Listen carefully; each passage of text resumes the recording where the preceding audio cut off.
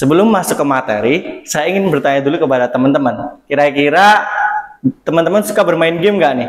Suka! Nah, ketika teman-teman bermain game terlalu lama, apa stigma orang lain atau orang terdekat kalian terhadap kalian yang bermain game terlalu lama? Malas. Betul. Malas. Oke, kira-kira seperti itulah stigma orang-orang yang ada di sekitar kita terhadap apa yang kita lakukan dalam bermain game.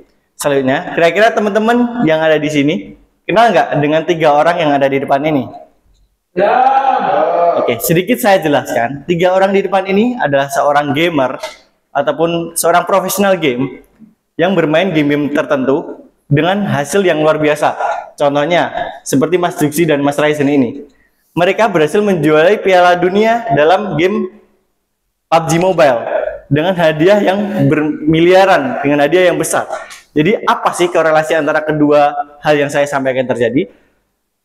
Yang tadinya stigma buruk orang di sekitar terhadap kita yang bermain game dengan 3 orang di depan ini. Jadi 3 orang di depan ini sudah membuktikan bahwa bermain game tidak hanya memberikan efek yang buruk kepada kita, tapi juga terdapat berbagai hal positif yang dapat kita ambil dari game.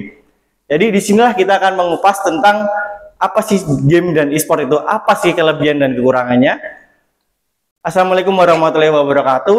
Selamat pagi, siang, sore, ataupun malam. Perkenalkan, nama saya Firda Aziz Munawar dari Universitas Diponegoro. Jadi, sini saya sedikit menjelaskan tentang tema saya, yaitu dulu dilarang, sekarang disayang. Jadi, apa sih sebenarnya dari tema yang ingin saya sampaikan ini? Jadi, kita ketika masih dulu sekolah atau dulu kecil, kita dilarang bermain game. Kita disuruh fokus belajar. Tapi lihatlah sekarang, beberapa orang di dunia ini sudah berpenghasilan tinggi atau mendapatkan reward yang banyak dari bermain game. Jadi saya mengambil topik yaitu dulu dilarang, sekarang disayang. Kenapa sih? Kenapa saya mengambil topik ini untuk dibahas pada presentasi kali ini? Yang pertama adalah stigma buruk terhadap orang yang bermain game terlalu lama ataupun stigma buruk terhadap e-sport dan game. Tentunya hal tersebut sangat penting untuk kita aware terhadap hal tersebut. Kenapa? Karena sudah saya jelaskan seperti tadi, game tidak hanya memberikan hal yang negatif, tetapi juga memberikan hal yang positif. Lalu selanjutnya, apa sih sebenarnya game dan e-sport itu? Jadi, game dalam bahasa Indonesia artinya adalah sebuah permainan. Tapi, yang kita bahas di sini bukan hanya sebuah permainan yang memberikan hasil yang negatif saja. Kita juga dalam game itu memberikan hasil yang positif. Contohnya, kita juga dalam game dilatih dalam berkomunikasi dengan tim atau orang lain. Selain itu, kita juga melatih refleks dalam bermain game sehingga kita dapat memenangkan game tersebut. Selain itu, kita juga dilatih mengambil keputusan dalam game tersebut. Soalnya, apa sih e-sport itu? Jadi, e-sport adalah wadah dalam bermain game. Dalam kita masuk ke dunia profesional game. Contohnya sendiri ada beberapa tim besar di Indonesia yang memasuki dunia e-sport. Jadi contohnya seperti Mas Raisen dan Mas Juksi tadi, itu e-sportnya masuk ke dalam PUBG Mobile di tim Bigetron Red Aliens yang sudah menjuarai berbagai piala di dunia ini. Lalu kita masuk ke sejarah e-sport. Jadi kapan sih e-sport itu dimulai? Jadi, e-sport dimulai pada tahun 1972, tepatnya pada bulan Oktober di Universitas Stanford, di mana game yang dilombakan pada perlombaan tersebut hanyalah game Space War, game perang-perangan yang zaman dahulu, perang tembak-tembakan yang sangat jadul. Dan hadiahnya pada lomba tersebut juga hanya majalah yang harganya nggak terlalu mahal. Disitulah awal mula dari e-sport yang kita kenal sejauh ini, dengan hadiah yang miliaran, hadiah triliunan, dengan hadiah yang sangat besar. Lalu, kapan sih e-sport atau dunia perlombaan game pertama kali yang besar diadakan? Itu pada tahun 1980 yang dihadiri oleh 10.000 orang dengan game bernama Space Invaders. Tanya, apa sih positif atau kan saya tadi sudah jelaskan apa sih hal positif dari game itu sendiri atau e-sport itu sendiri. Berikut merupakan beberapa prestasi Indonesia dalam bidang e-sport. Yang pertama, ada Bigetron Red Aliens yang memenangkan PMCO pada tahun 2019 di Malaysia dalam game PUBG Mobile. Selanjutnya yang kedua ada RRQ Endeavor, sudah memenangkan turnamen Point Blank Internasional. Yang ketiga ada EVOS Legends dalam divisi Mobile Legends yang sudah memenangkan M1 World Cup Championship, di mana itu terjadi pada tahun 2019 dan juga kembali menjadi juara dunia pada event IESF pada tahun 2023. Selanjutnya ada Onyx Esports, berhasil menjuarai MSC pada tahun 2019 dan 2023 pada bidang Mobile Legends. Selanjutnya pada game Dota 2, Boom Esports telah menjuarai di Gamers Galaxy Invitational Series Dubai tahun 2022. Berikut merupakan beberapa dokumentasi dari kejuaraan yang dimenangkan oleh Indonesia. Di sini ada mulai dari M1, di sini ada PMCO, terus ini ada juga Onyx Esports, di sini ada RRQ Endeavor. Hanya apa sih pro dan kontra dari game ataupun e-sport itu sendiri? Tentunya dalam sebuah hal terdapat pro kontra dalam bidang tersebut. Yang pertama kita akan bahas adalah pro, di mana kita ketika bermain game dapat meningkatkan kemampuan kognitif, kesadaran, dan refleks.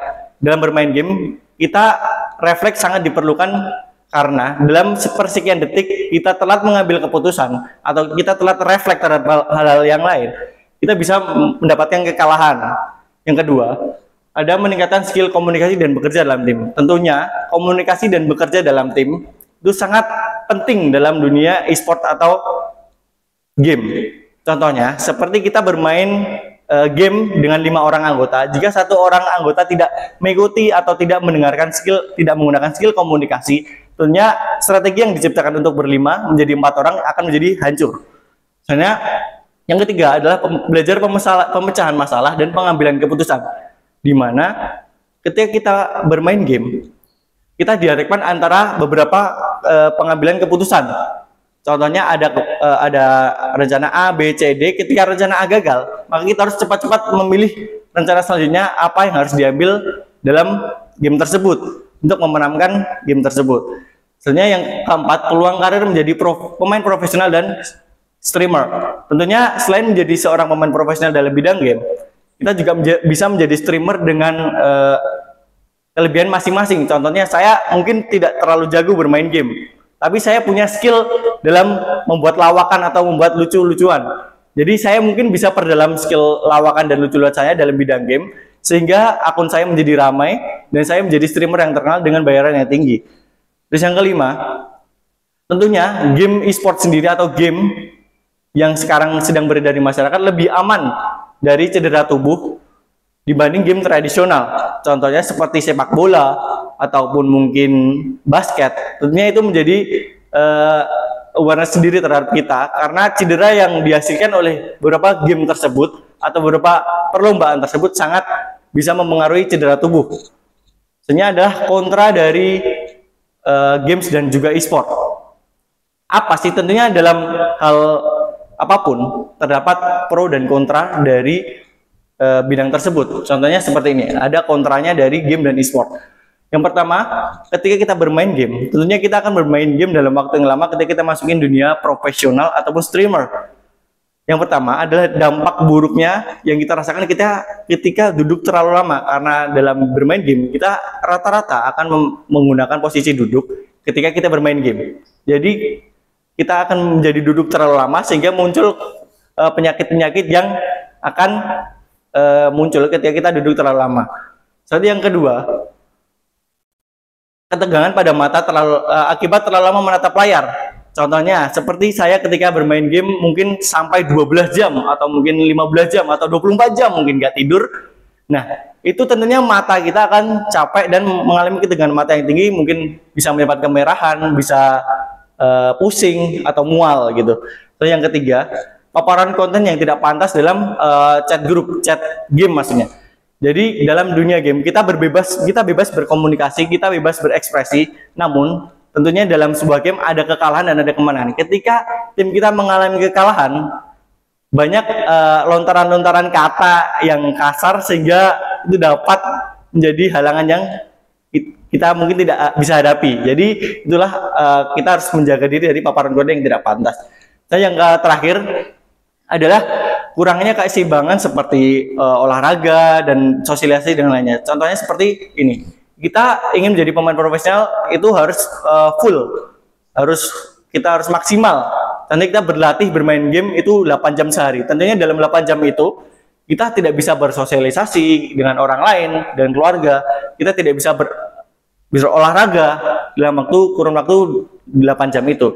Jadi itu adalah kurangnya atau kontranya dari bermain game dan e-sport sendiri. Jadi apa sih kesimpulan yang dapat diambil dari materi yang saya sampaikan tadi? Tentunya game dan e-sport sekarang sudah tidak bisa dilabeli dengan hal yang buruk lagi atau tidak bisa kita stigmain dengan buruk lagi. Kenapa? Karena walaupun dengan banyaknya hal negatif itu sendiri, masih lebih banyak sisi positif dari game dan e-sport itu sendiri. Mungkin sekian yang dapat saya sampaikan. Jika ada salah kata, mohon maaf. Wassalamualaikum warahmatullahi wabarakatuh.